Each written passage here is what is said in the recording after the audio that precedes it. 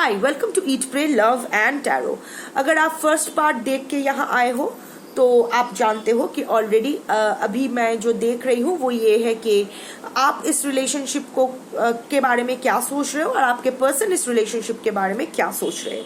First part में हम लोगों ने ये देख लिया कि टैरट से देख लिया कि आप इस रिलेशनशिप से क्या चाहते हो, आपके पर्सन इस रिलेशनशिप से क्या चाहते हैं। ऑरेकल से 1 कार्ड कंफर्मेशन लिया कि आप क्या चाहते हो, आपके पर्सन क्या चाहते हैं। मैसेजेस लिया कि इस वक्त आप क्या कहना चाहते हो आपके पर्सन से और आपके पर्सन इस वक्त क्या कहना चाहते हैं आपसे। अभी मैं देखूंगी कि व्हाट आपके तरफ से इस रिलेशनशिप में ब्लॉकेज क्या है। नॉट कमिटेड, ये आप नहीं हो, ये आपके पर्सन है। ऑफ कोर्स ऑलवेज चेजिंग और being chased, you must be willing to commit to one person. Okay, एक यहाँ दोनों की ही आपकी एनर्जी आया है। Of course not committed is your person, और क्योंकि आपके पर्सन आपको कमिट नहीं कर रहे थे, you are chasing your person like anything. आपके ब्लॉकेज ये था कि आप एक एंग्शियस अटैचमेंट स्टाइल पर्सनैलिटी हो और आपके पर्सन एक अवॉइडेंट है। पेज ऑफ कप्स एनर्जी आया था। So what is happening? Pages are avoidance. 1 foot in, 1 foot out. Very immature energy. Non-committed energy. So वही हो रहा था कि आपके साथ आपके पर्सन आपको कमिटमेंट नहीं दे रहे थे and you are chasing your person like anything. मच्छर, you are chasing your person like anything. बात पे और यू नो यही होता है, like avoidance just to get validation कि आप उसके पीछे आ रहे हो कि नहीं, क्योंकि आप अगर उसके पीछे आ रहे हो that is their validation. Also आपको ट्रेन करने के लिए they train you to follow their will.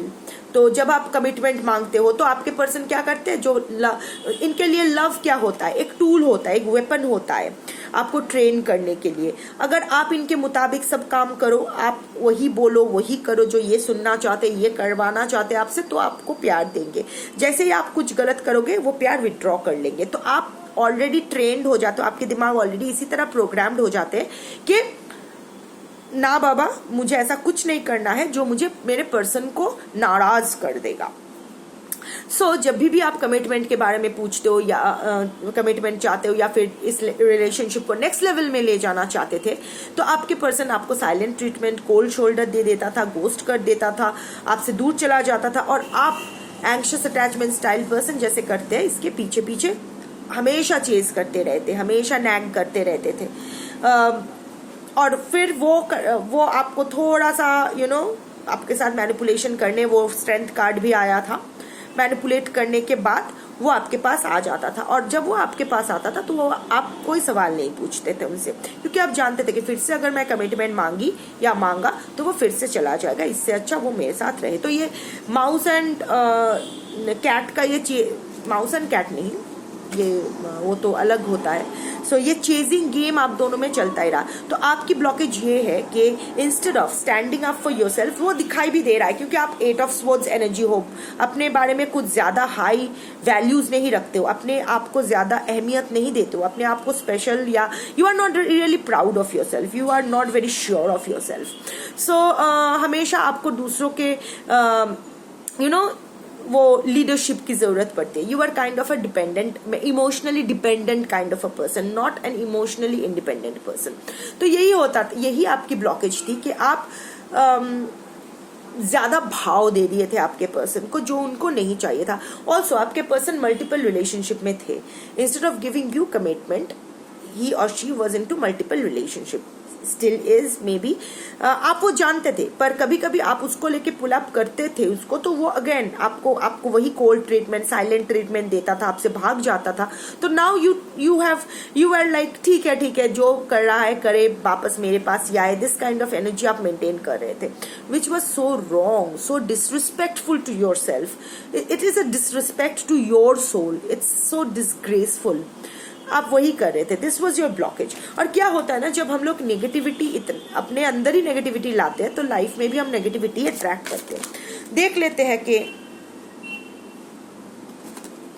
हैं कि आपके पर्सन के क्या ब्लॉकेज है इस रिश्ते में।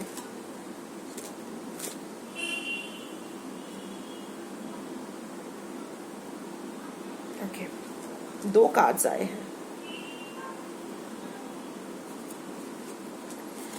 आई candy and rejection. Typical avoidant, always scared of rejection, अबांडनमेंट।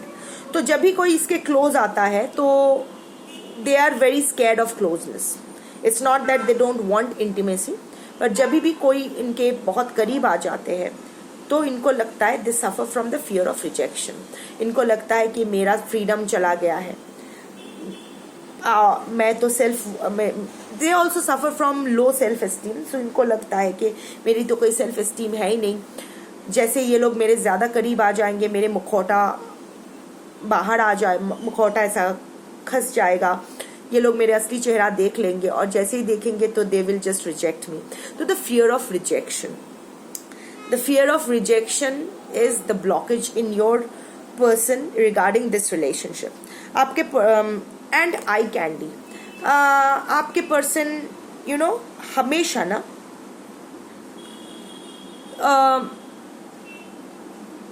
they are eye candies, they are eye candies, they are charmers, male female जो भी है, they are charmers, और most of the time they always choose, they have this tendency to choose beauty over intellect.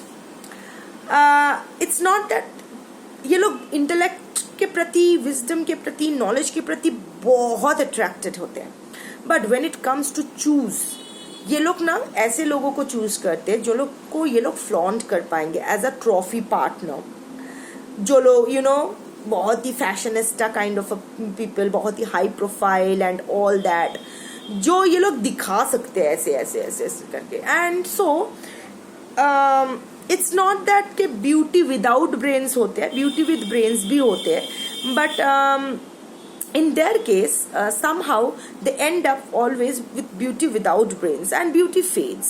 जो बाहर के जो like all that glitters is not gold, so their blockage is that they always choose everything that shines, anything shiny। जैसे कौवा क्या करता है, कुछ भी चमकता हुआ चीज होता है ना, कौवा उसको उठा के अपने नेस्ट पे ले आता है। कभी कभी होता है ना कि गुटखे का अंदर का जो वो सिल्वर रैपिंग होता है ना, जो चकचक करता है, वो सूरज की रोशनी पड़ता है तो वो चिकमिक करने लगता है, वो कभी कभी ना गुटखे का खाली पैकेट भी उठा के अपने नेस्ट पे ले आता है, विच इज ट्रैश एक्चुअली। सो आपके पर्सन का भी यही है, वो ना इंसान नहीं पहचानते, उनको इंसान परखने की क्षमता बहुत ही उनका कम है। तो जो लोग उन्हें प्यार करते हैं, जो लोग उनके लिए अच्छे होते हैं, हेल्दी होते हैं, उन लोग को वो लोग दूर कर देते हैं, और जो लोग उन लोगों के लिए हानिकारक होते हैं, टॉक्सिक होते हैं, वो उनकी तरफ ही ज्यादा झुक जाते हैं। कुछ भी चकमक करता है, कुछ भी शाइन करता है, वो लोग उसी को ही फ्लॉन्ट करने के लिए अपने पास रख लेते हैं। This is their blockage. Clarification लूंगी कि आपके रिलेशनशिप में आपको क्या क्लैरिफिकेशन, आपके रिलेशनशिप के बारे में आपको क्या क्लैरिफिकेशन की ज़रूरत है, आपको क्या जानना ज़रूरी है, आपके रिलेशनशिप को लेके आपको क्या जानना ज़रूरी है। सही बोला हिंदी।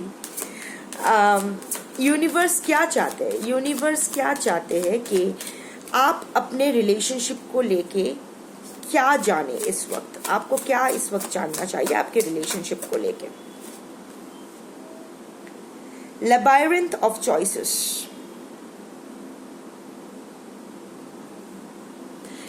ये एक labyrinth of choices, labyrinth is भूल भुलैया, ऐसे ऐसे ऐसे ऐसे जलेबी की तरह होता है ना। सो आपकी रिलेशनशिप भी एक जलेबी की तरह ही है, इट्स अ लैबिरिंथ, वो भूल भुलैया की तरह ही है, जहां आप घुस गए हो और अभी आपको बाहर आने का रास्ता नहीं मिल रहा है। सो आपको ये एक्सेप्ट करना है। फर्स्ट ऑफ ऑल आपको अपने अंदर ये क्लैरिटी लाना है कि इस रिलेशनशिप को लेके आप क्या करना चाहते हो, क्योंकि कहीं ना of course there is that energy, that full energy, जहां आप नया बिगिनिंग चाहते हो। At the same time there are so many complexities, negativities going on inside you. तो एक साथ आप इतना कुछ देख रहे हो ना, इतना सारा नॉट्स एक साथ है ना, तो इसको आप अननॉट नहीं कर पा रहे हो। तो आपको one thing at a time deal करना है। जो चीज आपके बस में नहीं है, आपके पर्सन क्या कर रहे हैं, आपके पर्सन हील्ड होंगे या नहीं, आपके पर्सन आपको रीच आउट करेंगे या नहीं, ये रिलेशनशिप कहाँ जाएगा, थर्ड पार्टी जाएगी कि नहीं, ये सब आपके हाथ में नहीं है। सो अभी इस सब के बारे में आप नहीं सोच सकते हो। तो क्या कर सकते हो आप, इमीडिएट आप क्या कर सकते हो उस बारे में सोचो। क्या आपके हाथ में है ये सोचो। जो आपके हाथ में है उस गुत्थी को पहले सुलझाओ, उस गुत्थी को पहले सुलझाओ। आर नॉट दैट फर्स्ट, उसके बाद go to the next one. एक साथ आप करोगे तो इस भूल भुलैया से आप कभी नहीं निकल पाओगे। One thing at a time, one step at a time. जो आपके बस में है आप वो नहीं कर रहे हो, जो आपके बस में नहीं है उसके बारे में आप सोच रहे हो। इससे आप कभी भी इस प्रॉब्लम का सोल्यूशन यहां से कभी नहीं निकलेगा।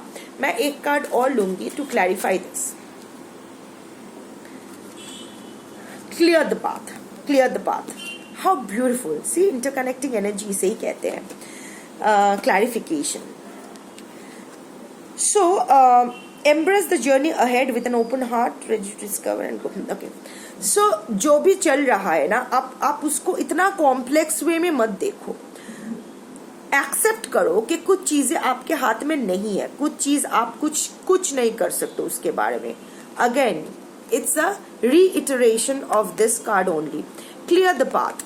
आप अपने रास्ते, आपके घर के सामने जो कचरा है आप वो तो पहले साफ करो। लाइक दुनिया का कचरा आप साफ नहीं कर सकते हो, अभी आप अपने पर्सन के घर में जाके उसका कचरा साफ नहीं कर सकते, पर आपके लाइफ का कचरा तो आप साफ करो। अपने लिए तो रास्ता क्लियर करो, आप तो मूव ऑन करो। वो नाइट ऑफ पेंटिकल्स बने खड़े तो मत रहो, आप अपने लाइफ में तो चलते रहो। आप अपने लाइफ में नहीं चलोगे तो चलते नहीं रहोगे तो आगे का रास्ता कहाँ से मिलेगा। आप जहाँ खड़े हो that is a dead and. दीवार पे पीठ लग गया है और आप वहां ऐसे क्या होगा ये सोच रहे हो। So start moving ahead with your life, then only you will arrive at something. Nothing will lead you to nothing, something will lead you to something, है ना। सो अभी आपके पर्सन के लिए, वैसे ये आपको जानने की जरूरत नहीं है, लाइक जानकर भी आप क्या करोगे, बट फिर भी देख लेते हैं कि अगर आपके पर्सन के लिए मैं रीड कर रही होती तो अगर मुझे आपके पर्सन को यूनिवर्स का कोई मैसेज पहुंचाना होता कि आपको इस रिलेशनशिप को लेके अभी क्या करना चाहिए, इस रिलेशनशिप के बारे में क्या जानना चाहिए, तो आपके पर्सन के लिए यूनिवर्स का क्या मैसेज होता। आपके पर्सन के लिए 3 कार्ड्स आए, ठीक है, मैं तीनों ही लूंगी।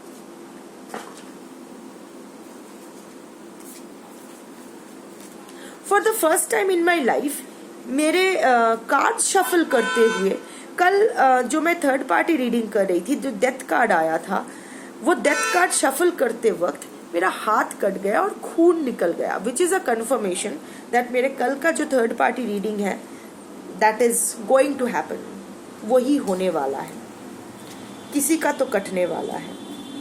एनीवे, आपके पर्सन के लिए आया है क्रिस्टल ऑफ क्लैरिटी। आपके पर्सन को क्लैरिटी की जरूरत है।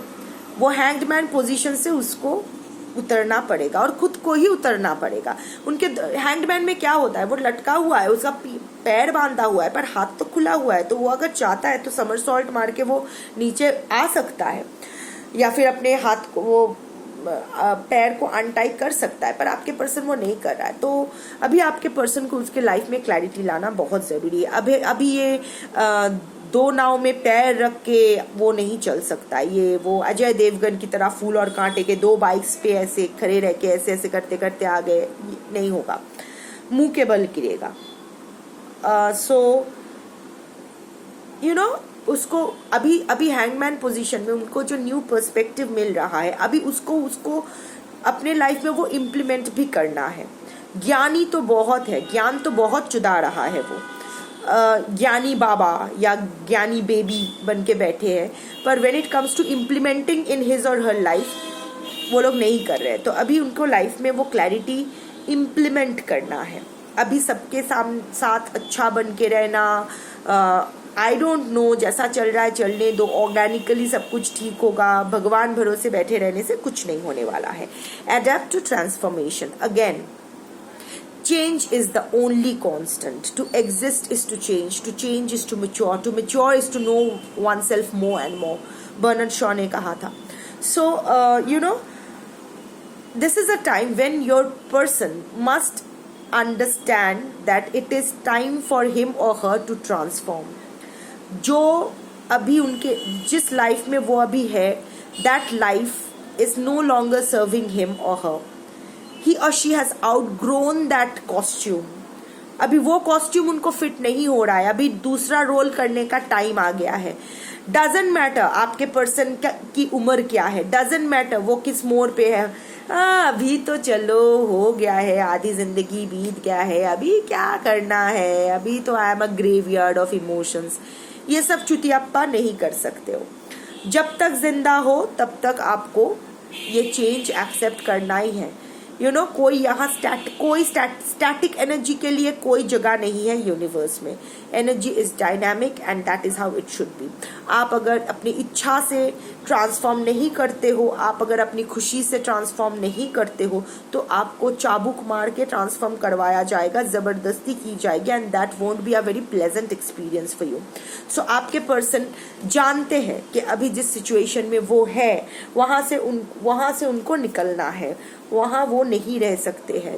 वट एवर रिलेशनशिप जिसके लिए वो अभी स्टक है, जो भी उनके लाइफ में चल रहा है, that is no longer serving him or her. सो वहाँ से वो उसको निकलना है. पर वो and not afraid of hardships. अभी आपके पर्सन बहुत सारे चैलेंजेस फेस कर रहे हैं. इस रिलेशनशिप में भी बहुत सारे चैलेंजेस है जिसको डक करने की कोशिश कर रहे हैं कि आपके person is like not ready to take the challenges. नहीं, मुझे इस आग का सामना नहीं करना है, इतना रिस्क नहीं लेना है. बीइंग विथ आपके साथ रहने के लिए शायद उन्हें बहुत सारा एक्स्ट्रा एफर्ट डालना पड़ेगा, बहुत कुछ काम करना पड़ेगा खुद के ऊपर, खुद के लाइफ के ऊपर, कुछ एडजस्टमेंट्स, कुछ ट्रांसफॉर्मेशंस, ये सब करना पड़ेगा जिसके लिए वो रेडी नहीं है. जो आपको प्यार करते हैं वो आपके साथ होने के लिए कुछ भी करते हैं. अगर प्यार नहीं करते हैं तो ये सब एक्सक्यूजेस आती है. Like I always say that if there is a will there are 100 ways, if not there are 1000 excuses. So अभी यूनिवर्स का यही मैसेज है आपके पर्सन के लिए, that your person should actually face the challenges of this relationships, क्योंकि ये relationship आपके पर्सन के लिए अच्छा होगा. ये रिलेशनशिप आपके पर्सन के लिए एक नया रास्ता, एक new doorway to the universe खोलने वाला है, न्यू डोरवे टू अबंडेंस खोलने वाला है. बट until and unless वो ये रियलाइज करे, until and unless वो अपने वो केव से बाहर आए और ये चैलेंजेस जो भी वर्क करना है इस रिलेशनशिप के ऊपर, वो एफर्ट दे, वो अकाउंटेबिलिटी, वो रिस्पॉन्सिबिलिटी दे, वो एक्शन ले.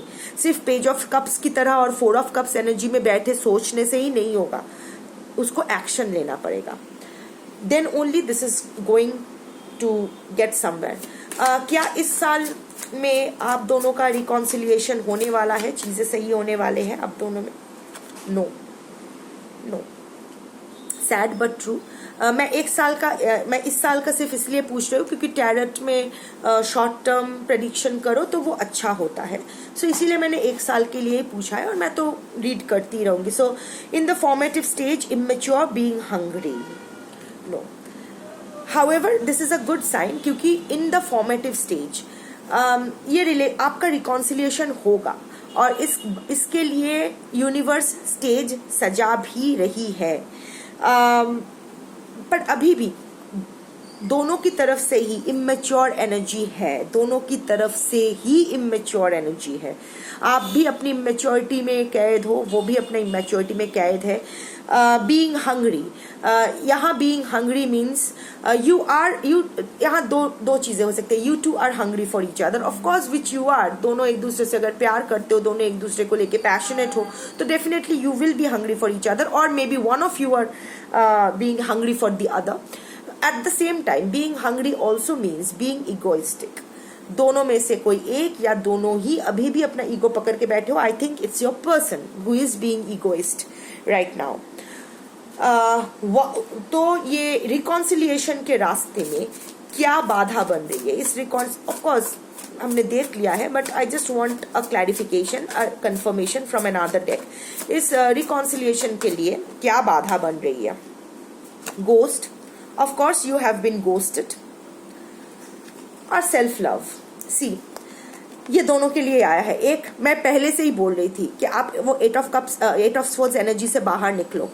To many negative thinkings, too much negativity about you, आप अपने आप को प्यार नहीं करते हो। So for you the way out is self love, focus on your self, move on with your life. And for your person, ghosting, ये जो कोल्ड एंड डिस्टेंट, ये जो नो कॉन्टैक्ट, ये जो लिविंग बिहाइंड, डिसअपियरिंग एक्ट, ये जो आपके person करते आए हैं, ये उनको बंद करना पड़ेगा।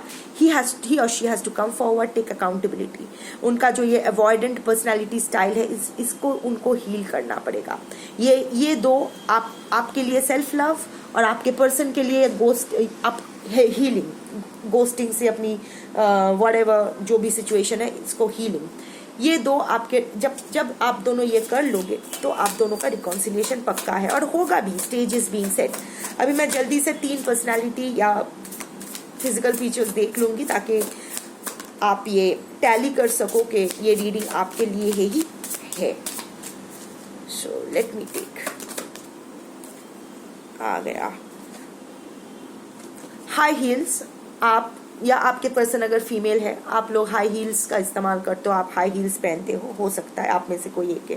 पावरफुल, आप या आपके पर्सन दोनों में से कोई एक या दोनों ही बहुत पावरफुल हो सकते हो। पावरफुल मीन्स आपके पर्सन कोई पब्लिक पर्सनैलिटी हो सकते हैं, आप बहुत ही इंटेलेक्चुअली पावरफुल हो सकते हो, स्पिरिचुअली पावरफुल हो सकते हो, socially powerful, professionally powerful, I don't know what, but दोनों में से कोई एक या दोनों ही। आई थिंक आपके पर्सन कोई